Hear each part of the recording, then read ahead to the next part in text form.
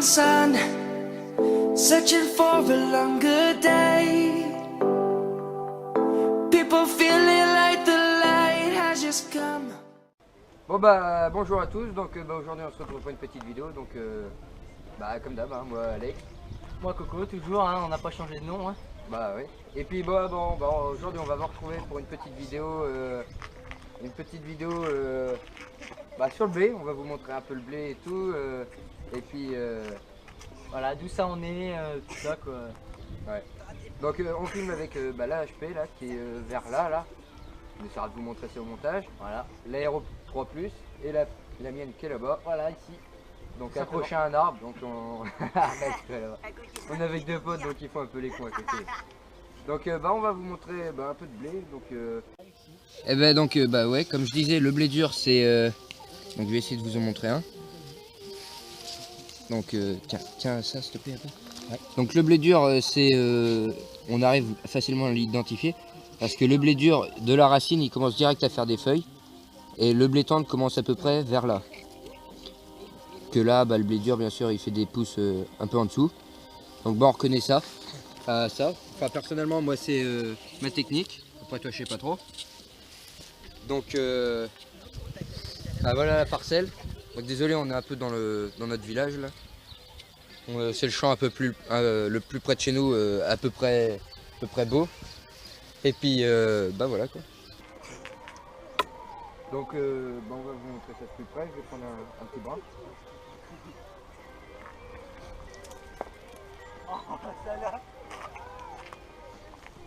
Donc il est plutôt beau parce que c'est vachement avancé, on a eu du beau temps il y a à peu près, on est mi-février, on a eu du beau temps tout l'hiver, depuis décembre, depuis le semis. Donc il a bien poussé comparé à d'autres parcelles où le blé peut être comme ça là. Oui, comme ici là, vous voyez. Généralement c'est comme ça à cette saison. Et là il est bien avancé. Donc vous voyez ma main à peu près, il est un peu plus grand.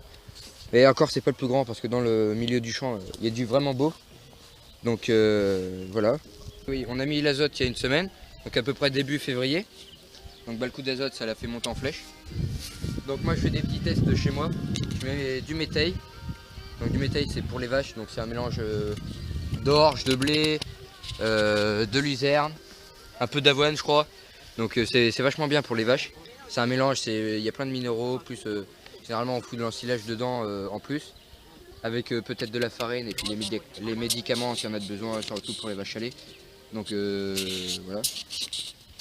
Je vois ce champ, il a juste été traité, apparemment l'engrais n'a pas été mis encore. Ouais, parce qu'on peut voir les rouées. Oui, alors là je sais pas. Voilà. Il a peut-être pas été traité.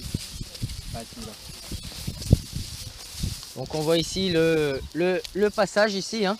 Donc on voit plus trop bien parce que il a repris du poil de la bête. Voilà, donc ici il n'a pas été encore, on voit bien qu'il n'y a pas d'engrais encore qui a été mis. Ouais. Mais je pense que ça va pas tarder, le sol tient, donc je pense que d'ici une semaine normalement ça devrait être fait quoi. Donc voilà les deux points goins là-bas. Oui, là-bas là. Oh. Donc voilà quoi. Qu'est-ce qu'on peut Voilà, dire d'autre du blé qui commence déjà à être assez beau quoi. Ouais, donc là ça a été semé au semoir normal. Parce qu'il y a d'autres semoirs, généralement plus dans le coin vu qu'on est beaucoup dans le marais, c'est beaucoup à la volée. Donc soit avec des DP12 ou ce que vous voulez, c'est-à-dire un semoir avec des tuyaux qui éparpille un peu le grain, ou alors on sème au semoir en engrais direct et avec un coup de air saétrie. Donc c'est mieux. Ouais. Enfin, c'est mieux pour le marais parce que dans les terres après il n'y a pas besoin. Parce que là au niveau pneumatique on se met avec des Xeobig, donc du gros. Mon patron met des pneus de Mossbat, donc du 900, parce qu'on en casse souvent dans le marais. Donc voilà. Ouais, nous je sais que on a semé en semoir au combiné quoi, au semoir conventionnel. Donc on voit bien ici que ça a été semé comme ça, hein. On voit bien les rangs ici, hein, tout simplement. Et donc voilà, nous on sème en semoir 3 mètres à combiner avec une herse Lemken 3 mètres et un semoir nodé, tout simplement. Donc je sais pas si on pourrait avancer jusque là-bas, voir. T'as quelque chose à dire en marchant? Bah non, écoute. Donc bah voilà, donc là bah, on va passer par la Chinde, donc on était revenu là. Voilà, donc la Chinde, pour ceux qui connaissent pas, beaucoup disent les fourrières, c'est voilà, le bout de champ en fait, tout simplement. On parle charentais, oui, beaucoup dans nos vidéos, mais bon, on a toujours parlé comme ça, donc on est habitué. Ouais, donc voilà. Donc on va aller voir à côté, c'est la même parcelle, mais bon, c'est bien plus humide. Alors ça n'a rien à voir. Putain, par contre c'est grand. Hein. On voit bien, hein, ça colle au bottes. Hein. Bah aussi, ça a plu hier et avant-hier, donc ça va être vachement humide. Donc je vous explique pas le bazar que ça va être dans le marais là. Mais bon, cette année, à mon avis, ça annonce un bon quintal niveau récolte. Donc bah là, on voit vraiment que dans l'autre parcelle, bah ça n'a rien à voir quoi. Le blé est moins joli. Donc, là on le voit bien ici, hein, tout à l'heure il faisait la taille de la main, là ça n'a rien à voir, hein. Il fait 5-6 cm. Ouais. Et puis écoutez là quand on marche. Voilà, donc là il y a de l'eau dessous, hein, c'est sûr. Hein. C'est vachement frais. Donc là-bas, je vous ai dit tout à l'heure que là-bas ça allait porter pour l'engrais. Ici, à mon avis, ça va marquer. Ouais, ça va bien marquer.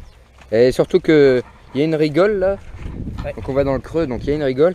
Et c'est une belle rigole, donc ça doit bien s'écouler en principe. Hein. En principe. Mais bon, ça s'écoule pas de trop. J'ai les chaussures, mon pauvre vieux. Ah, vous voyez bien, hein, ça colle quoi. Donc en tracteur, à mon avis. Donc pour ceux qui connaissent à peu près les cultures dans les terres, bah là c'est le contraire. Ouais, c'est pas sec. Là-bas, on voit même il y a de l'eau là-bas. Ouais. Il y a carrément de l'eau sur le champ, donc voilà, c'est vraiment.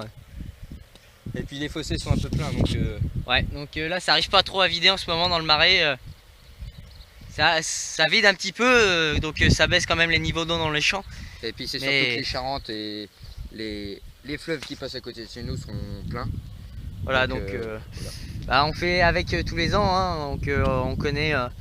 On essaye de drainer au plus les champs, d'essayer de décompacter. Donc y en a, je sais que dans les terres souvent on décompacte pas. Bah moi je connais des agriculteurs qui sont dans les terres. L'autre jour je discute avec un et je dis bah nous on était en train de décompacter. Il dit décompacter c'est quoi? Donc bon c'est un agriculteur qui s'y connaissait vachement bien.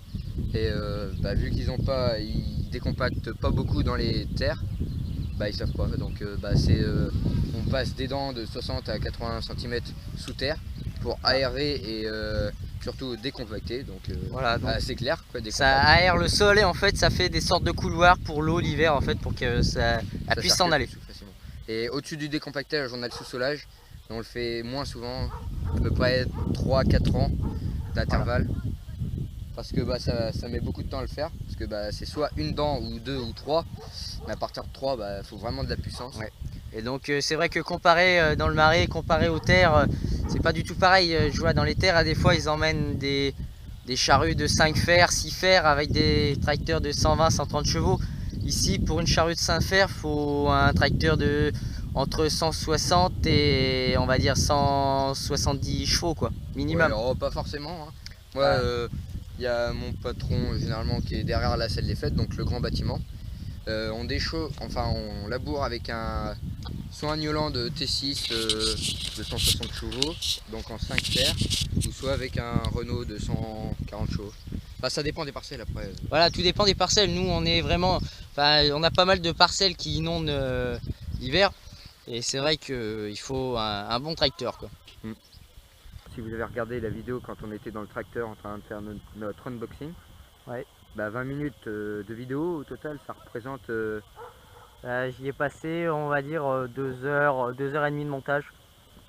Donc explique de quelle heure et à quelle heure tu as fait. Alors j'ai dû commencer sur les coups de 9h30, 10h et j'ai fini, bah, il était minuit. Donc j'ai fait ça... 8h30, 10h, c'est du soir. Oui, bah oui. J'ai fait ça, en fait, on a tourné la vidéo le samedi après-midi. Et j'ai fini la vidéo du coup samedi soir.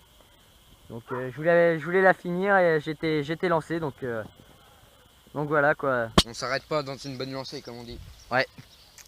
Donc bah voilà. Que dire de plus? Bah à part ça pas grand chose. Ouais bah le beau temps revient donc on va pouvoir vous proposer des vidéos à partir Je pense qu'à partir fin mars, début mai, on va commencer l'enrubanage, pour ma part en tout cas. Après, on va avoir le foin en juin, et puis après les moissons, donc les bonnes vidéos vont arriver. Ouais. Et puis bah, c'est surtout que maintenant il y a quelques caméras quoi. Ah oui, Ouais, voilà, quoi. voilà, on arrive à la fin de la vidéo. Donc bah allez hop, donc on va vous dire de liker, abonnez-vous et puis bien sûr c'est gratuit. Hein. Ouais, allez. À plus. Tchuss. Life is happy but it's so insane.